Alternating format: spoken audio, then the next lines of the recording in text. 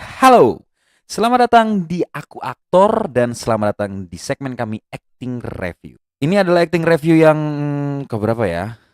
Tapi sebelum menonton acting review kali ini, sebelum menonton acting review yang ini, kalian bisa nonton acting review kami yang sebelumnya atau menonton video kami yang lain. Ada gimana kalau, ada acting klinik dan ada banyak video yang lain. Silakan ditonton saja terlebih dahulu.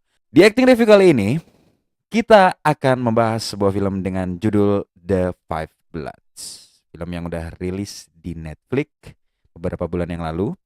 Dan sebenarnya sudah kami tonton dari lama ya, dari beberapa minggu yang lalu sebenarnya udah kami tonton. Tapi jujur aja awalnya kami agak ragu untuk menuliskan acting review film ini karena di momen pertama kami melihat The Five Blood, kami merasa ada acting yang kuat memang, tapi aneh rasanya, intens tapi aneh. Karena itulah kemudian kami menunda sementara membuat acting review dari film ini. Tapi kemudian akhirnya kita memberanikan diri untuk membuat acting review dari film The Five Bloods ya. Apalagi karena beberapa hari kemarin kan ada banyak film-film bagus tuh yang kita tulis acting reviewnya ya. Ada Hillbilly Elegy, ada Pieces of Woman. Kalian bisa menontonnya di channelnya Aku Aktor. Oke, langsung aja. Ini dia acting review The Five Bloods. Jadi di acting review kali ini kita hanya akan membahas dua pemain aja. Kita hanya akan membahas Delroy Lindo dan sedikit Chadwick Boseman. Untuk pemain yang lain kita hanya akan sebutkan nanti di akhir kalau memang cukup menarik dan kita akan bilang apa yang menarik. Oke? Jadi yang pertama mari kita bahas soal permainan Delroy Lindo. Pemain yang satu ini memang disebutkan oleh banyak pihak akan mampu menembus nominasi Oscar. Kami awalnya juga sepakat dengan beberapa expert yang mengatakan hal itu. Terutama sebelum rilisnya nominasi Golden Globe dan juga Screen Actor Guilds, ya. Setelah kemudian dua penghargaan itu rilis, kami jadi agak ragu. Kenapa? Karena sejauh yang pernah kami teliti, ada kecenderungan aktor yang masuk Oscar adalah aktor-aktor yang masuk dalam nominasi entah itu Golden Globe atau Screen Actor Guilds gitu. Atau setidaknya salah satunya lah. Dan sayangnya Delroy Lindo tidak masuk keduanya. Tapi kami masih punya dugaan kalau Delroy Lindo ini masih punya kesempatan untuk bisa masuk Oscar karena namanya masuk longlist BAFTA dan juga masuk nominasi Critic Choice Award meskipun kecil kayaknya. Tapi terlepas dari itu semua, permainan Delroy Lindo ini gimana? Pertama, soal capaian fisiologis, kami mendapati sebuah temuan yang menarik. Hal itu adalah warna suaranya yang kami rasa berubah cukup drastis.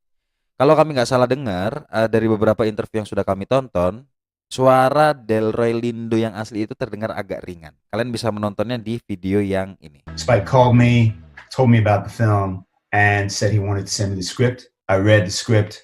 My initial reaction to the Trumpian. Sementara untuk warna suara Paul sendiri, tokoh yang dimainkan Delroy Lindo, itu terdengar lebih serak dan lebih berat. No, thank you, I'm good. No, thank you, I'm good. No, thank you, I'm good.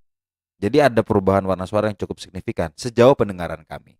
Lalu untuk aksen kami nggak bisa mendapati perubahan aksen yang signifikan ya. Mungkin karena memang tokoh yang dimainkan Delroy ini punya latar belakang sosial yang tidak terlalu jauh.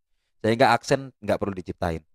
Dan setelah suara, pada bentuk fisik kita nggak bisa nemuin capaian yang sama signifikannya dengan capaian suara. Jadi kita lewatkan saja.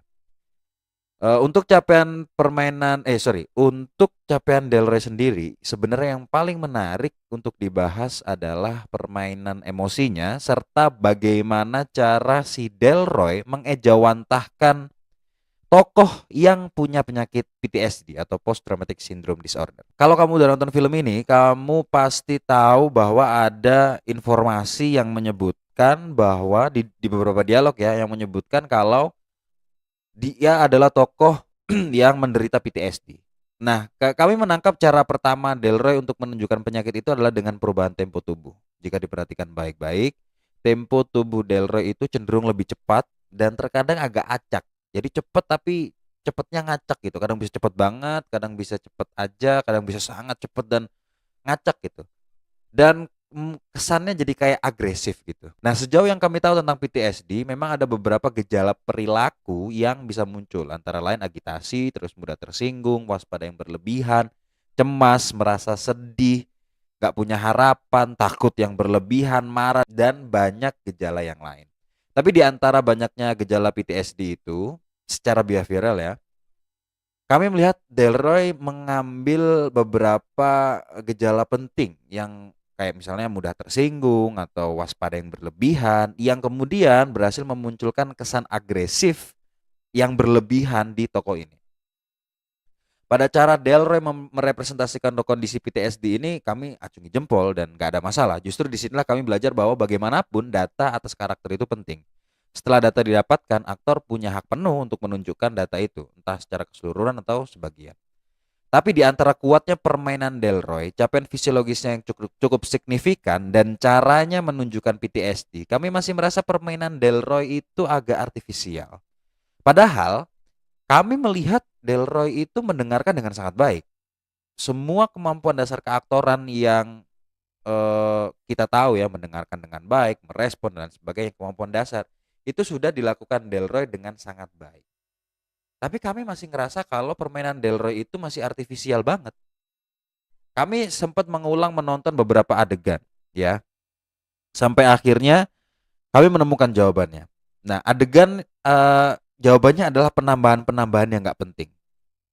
Salah satu adegan yang menunjukkan penambahan tak penting itu terjadi ketika si Paul menyidang anaknya. Kita bisa melihat Paul mendengarkan dengan baik ya, meski pandangan matanya sering tidak fokus dan memunculkan kesan enggak in the moment. Tapi coba perhatikan bagian terakhir. Setelah dia marah dan mau pergi, sebelum pergi kan Delroy sempat mau menusuk makanannya lagi tuh, tapi gagal dan makanannya jatuh. Kami rasa laku itu harusnya nggak perlu dan terkesan terlalu mengada-ngada. Kami rasa akhirnya si Delroy ini memasang bunga-bunga yang terlalu banyak pada permainannya. Dan akhirnya respon-respon yang dikeluarkan Delroy di The Five Blood itu terkesan menunggu dan cenderung mengada-ngada. Kemudian coba lagi perhatikan adegan ketika dia ada di atas perahu. Sejauh yang kami lihat, cara Delroy menyusun emosi karakter cukup baik di awal di adegan itu ya. Meski agak terasa kurang menyentuh karena matanya tertutup kacamata, jadi kita nggak bisa ngeliat itu. Sampai momen sebelum tos, ya, kami merasa semuanya aman-aman aja.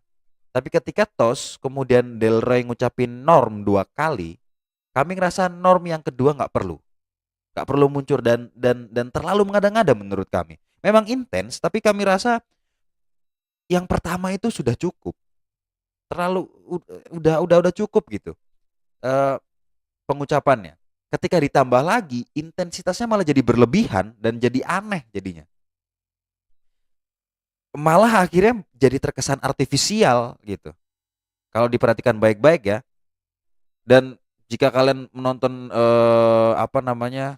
The Five Blood secara utuh, ada banyak banget adegan-adegan yang ada tambahan dialog yang nggak perlu.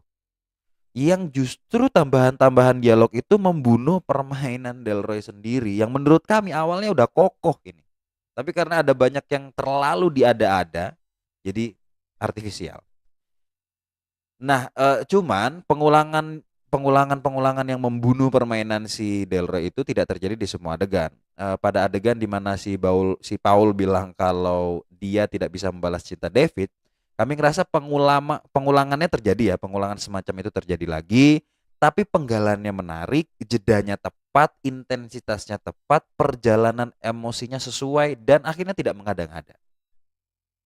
Kami bisa dengan jelas membaca bagaimana emosi Paul berjalan dan berubah. Kemudian di adegan lain yang juga kuat terjadi pas dia menemukan tengkorak si Norm. Kita bisa ngelihat tangga emosi yang jelas dan logis dan permainan emosi yang kokoh banget gitu. Di adegan itu kita nggak menemukan emosi permainan yang aneh. Mungkin karena alasannya semua jelas dan sesuai porsi. Kami awalnya sempat berpikir gini, jangan-jangan ini cara orang PTSD merespon sesuatu. Ya kami pikir iya kalau ini cara orang PTSD merespon sesuatu. Kalau itu cara merespon ya. Tapi kalau mengulang-ulang kami rasa itu bukan cara orang PTSD deh. Maksudku itu terasa kalau dari yang kami lihat ya, itu kerasa mengada-ngada pengulangan-pengulangan itu. Pengulangan yang tidak perlu gitu. Nggak penting, yang justru ya itu tadi seperti yang kami bilang membuat permainannya berlebihan, tidak sesuai porsi, cenderung artifisial dan akhirnya palsu. Nah, Di luar tambahan dialog itu, permainan Delroy ini sebenarnya cukup intens. Ada banyak adegan menarik, intens dan kokoh. Misalnya ketika si Delroy memisahkan diri dari rombongan atau monolog panjang Delroy setelah dia memisahkan diri dari rombongan. Terasa agak sedikit dilebihkan, tapi kami ngerasa masih masuk dalam ranah orang-orang gangguan post traumatic disorder, adegan yang monolog itu. Lalu gimana dengan Chadwick Boseman? Jujur aja ya, sebenarnya tanpa bermaksud menyinggung siapapun, kami sebenarnya agak terkejut ketika Chadwick bisa masuk ke jajaran nominasi Screen Actor Guild ya. Permainannya memang intens, tapi sayangnya tidak lebih kuat dari permainannya di Marines Black Bottom. Mungkin karena porsi, atau mungkin karena memang segitulah permainan si Chadwick Boseman gitu. Dan kami rasa memang Marines jelas lebih baik.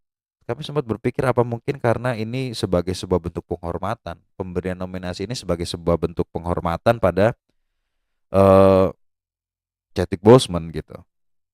Entahlah. Yang jelas kami tetap mengapresiasi permainan Chadwick.